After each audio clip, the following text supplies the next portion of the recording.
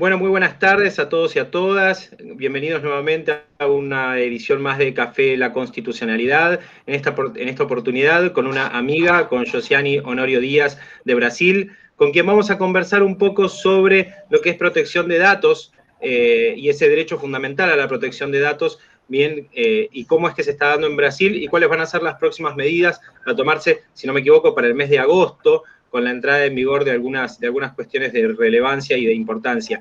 Obviamente esta no va a ser la última vez que la vamos a ver a Josiane, porque con Josiane tenemos muchas cosas para compartir, así que ante todo, Josiane, te saludo, te deseo unas buenas tardes y te doy la bienvenida a Café La Constitucionalidad.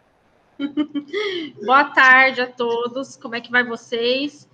Bom, espero trazer um pouquinho do direito digital, né? Principalmente aqui no Brasil, como é que a gente está lidando com a nova lei de proteção de dados. E a gente vai tocar um pouquinho, é bem bacana falar sobre os direitos fundamentais quando a gente fala de proteção de dados, porque os nossos dados fazem parte da nossa imagem, do nosso desenvolvimento humano, e o quanto eles são importantes é o que faz essa valorização, inclusive o legislativo se preocupar em proteger esses dados, para proteger também o desenvolvimento humano, a questão da imagem, da honra, né? E limitar aí também esse ambiente virtual que a gente tanto vive, né? A tecnologia chegou, está dentro de casa, e hoje a gente tem aí que ter proteção desses dados que a gente coloca diariamente na mídia, no ambiente digital. Nós sabemos, por exemplo, que quando a gente está caminhando na rua, a gente tem uma certa proteção, uma segurança em que o Estado nos concede, porém, dentro do ambiente virtual, quem que está assegurando vocês? Né? Como é que está o ambiente virtual? Quando você coloca lá uma imagem, um perfil, e você disponibiliza para os seus colegas, será que somente eles estão tendo acesso aos seus dados? Né?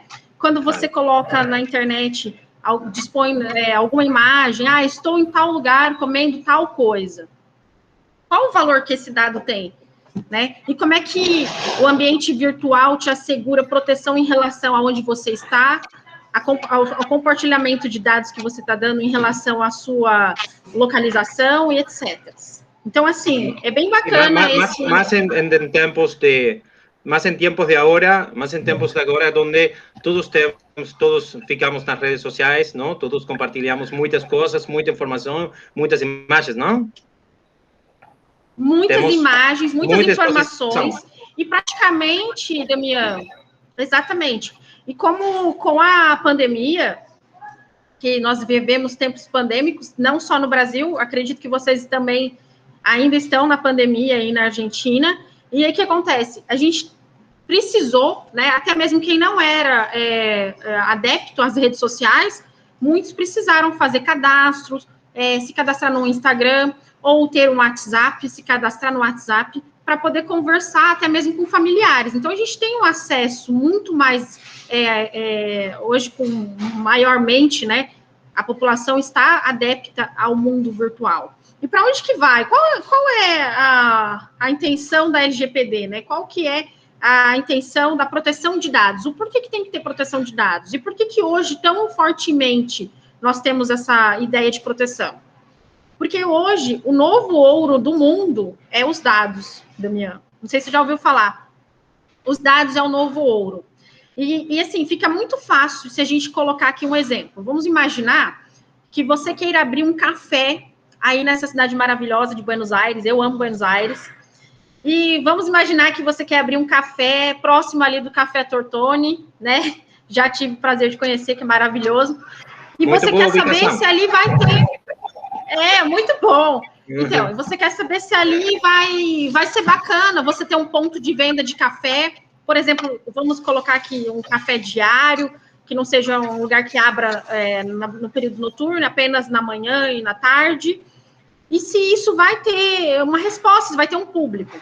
Hoje, comumente, através de dados da internet, é possível saber qual é a população e qual é os costumes daquela população, o que eles costumam frequentar, se eles gostam de café, se eles não gostam, tudo através de dados. Então, vejam como a economia também está interligada aos dados, né? E por isso que a gente chama aí os dados do novo ouro do mundo, né? Nós temos vários dados disponíveis na internet que tem acesso através, por exemplo, dos perfis sociais, mas como o direito digital protege? Alguns dados são muito sensíveis. Eu estava conversando com você aqui anteriormente, falando a respeito de farmácias, né? Que a gente vai na farmácia, disponibiliza lá o nosso CPF e compra alguns remédios. Esses remédios, presume-se ser para uso próprio. Então, quando eu deixo lá meu CPF, vai ficar constando tudo que eu comprei. E são dados sensíveis. Através daqueles dados, por exemplo, um seguro de vida.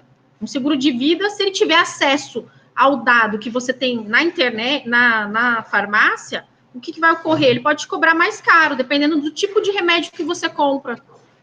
Ele vai conseguir mensurar qual é a probabilidade de você ter um ataque cardíaco, se você é diabético ou não, através desses dados da farmácia, né? Que você vai lá tão encarecidamente ali para conseguir um descontinho, você dá o seu CPF e ele está passando um dado muito sensível, que pode trazer aí um aumento, no caso de uma adesão de um seguro de vida, e etc. Tá?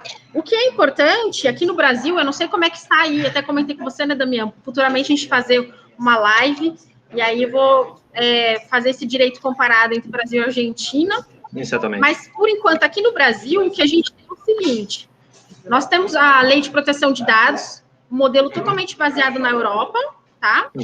E essa lei, o que ela vem fazer? Proteger esses dados. Esses dados, eles podem ser compartilhados, é óbvio. Não temos como falar, não, nós não vamos compartilhar dados. Nós estamos numa era digital. Então, como não compartilhar? A gente precisa compartilhar. Só que esses dados, eles vão ser compartilhados somente quando necessários. Vai ter que ter uma finalidade. Essa lei, ela vem baseada no modelo europeu e ela deixa bem claro, se não há finalidade, não há o porquê colher esse dado. Então, por que a farmácia precisa do seu CPF? Ah, é para dar desconto. Isso não é uma finalidade que, por exemplo, realmente supese e seja realmente necessário para que eu receba um desconto, eu disponibilize o meu CPF. Entendeu? Então, assim, esses dados vão ter que ser tratados. Se não forem, eles podem incorrer em penas altíssimas, tá? São penalidades, multas que vão ser aplicadas e são multas muito altas, assim como no modelo europeu. No Brasil é bem recente essa lei, ela só vai entrar em vigor as penalidades dela em agosto, e a gente está aqui se adequando, tá? Mas todos os ambientes, tanto os virtuais, quanto ambiente privado, poder público, que o poder público também é o que mais colhe, né, dados, principalmente sensíveis das pessoas. Por exemplo, agora na época do imposto de renda aqui no Brasil, a gente está o quê? Compartilhando dados, né? Então, esses dados que são colhidos, eles vão ser tratados, ou seja, eles vão ter que ter uma finalidade, sob pena de penalidades muito rígidas, de quando essas pessoas pegarem dados nossos e compartilharem de forma desnecessária, entende? Eu não sei qual é o grau de proteção de dados que tem na Argentina, realmente eu fico muito nesse silogismo Europa e Brasil, porque a gente faz um trabalho de pesquisa entre a Europa e o Brasil, né, principalmente lá na faculdade de Salamanca. Então, assim, mas eu prometo que o próximo encontro, o próximo cafezinho, a gente fala um pouquinho mais sobre a Argentina. Não sei se você tem alguma coisa para compartilhar comigo em relação a isso, Damián?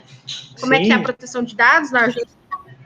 Sim. Nós podemos fazer proximamente vamos a fazer um live, alguma coisa juntos, onde vamos a compartilhar, onde vamos a falar do direito comparado.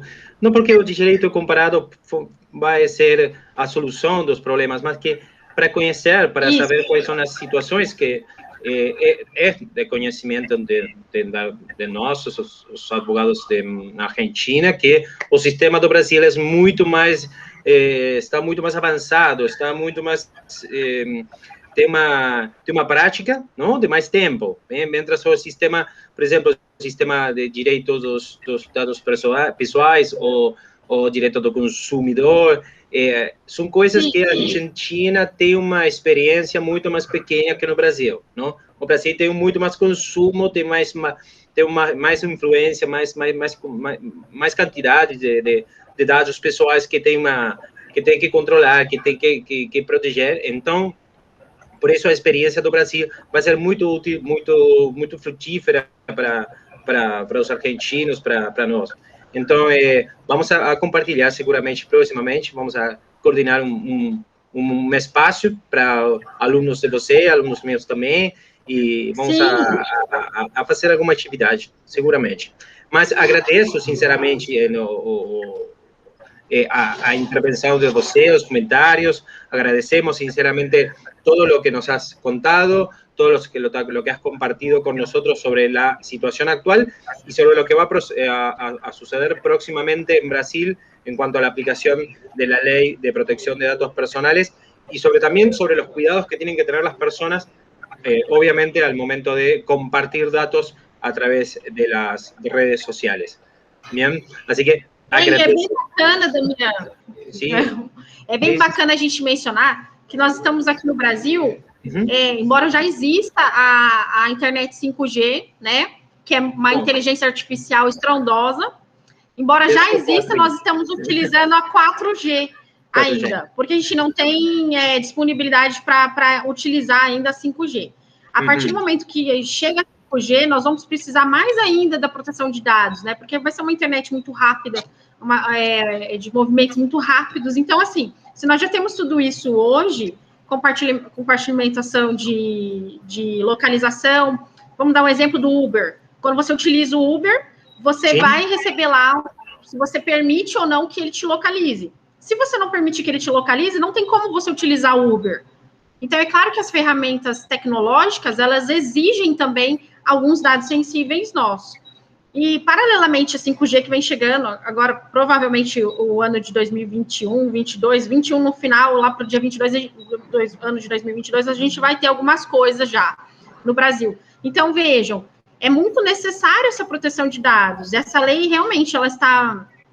ainda, eu acredito que no Brasil ainda não assustou muito, porque ela entrou em vigor, mas as penalidades não. Então, as penalidades só a partir de agosto. Então, eles não estão se preocupando muito, né? O brasileiro só se preocupa quando bate na bunda mesmo, né? Vamos lá. Vamos usar o português rasgado. Mas, enfim, é importante que a gente se atente a isso. Exato, porque nós vamos ter que se observar muito mais, que a gente vai compartilhar muito mais rápido nos nossos dados. Muito mais rápido a nossa localização.